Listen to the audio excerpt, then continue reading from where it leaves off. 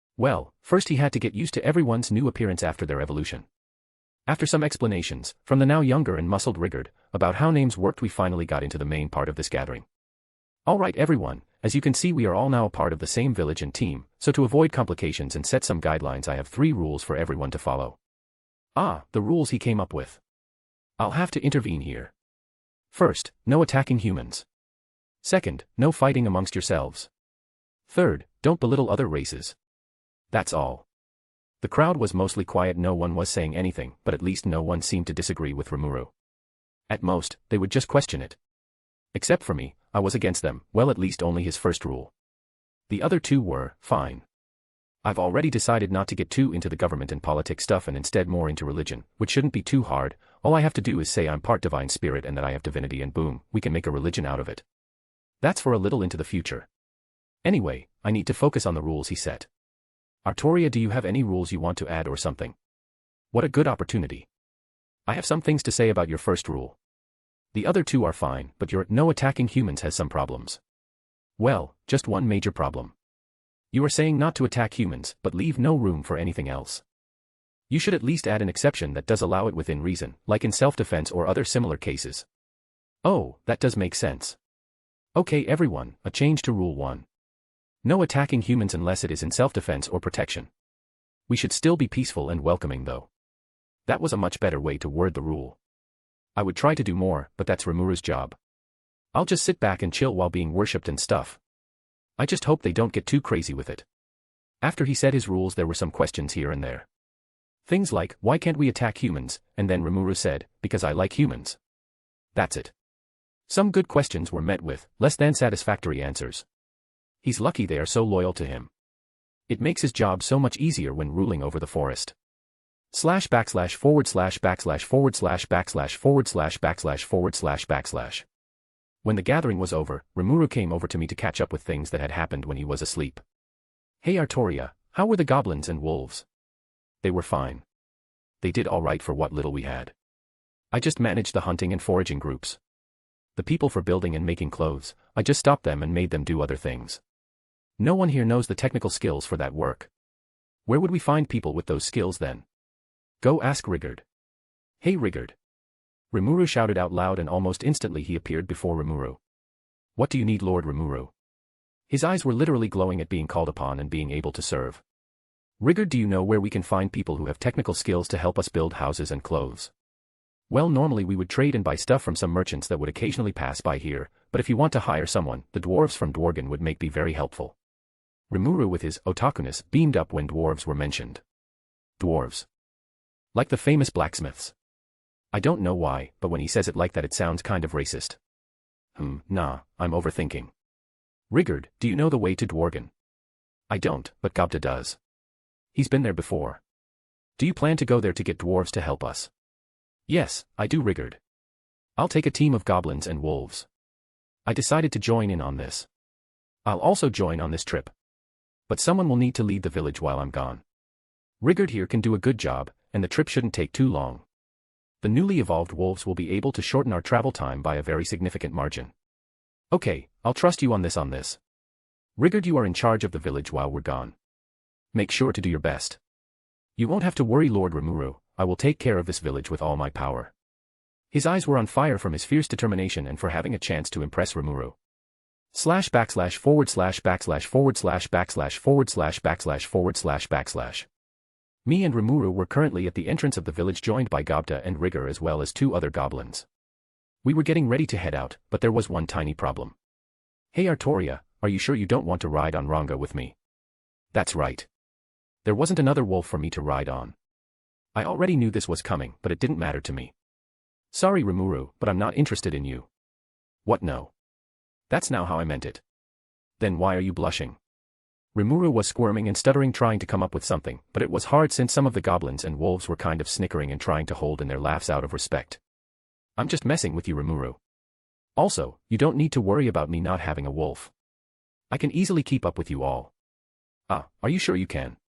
Ranga here brags about his speed and he's the pack leader, so he's faster than a usual Tempest wolf. I already told you. Don't worry about it. Alright then. Okay, everyone will be back as soon as we can. Rigard, I'm counting on you. I won't let you down, Lord Rimuru. Alright, let's get going. Gobta, make sure we're heading in the right direction. Yes, sir. And so, we started our relatively short trip to the armed nation of Dworgen. Chapter 6, Chapter. Normally the trip should have taken 3 days to get to Dworgen, but me and Ranga got caught up in a competition for who was faster. At the beginning of our trip, I was keeping up just fine on my 2 feet.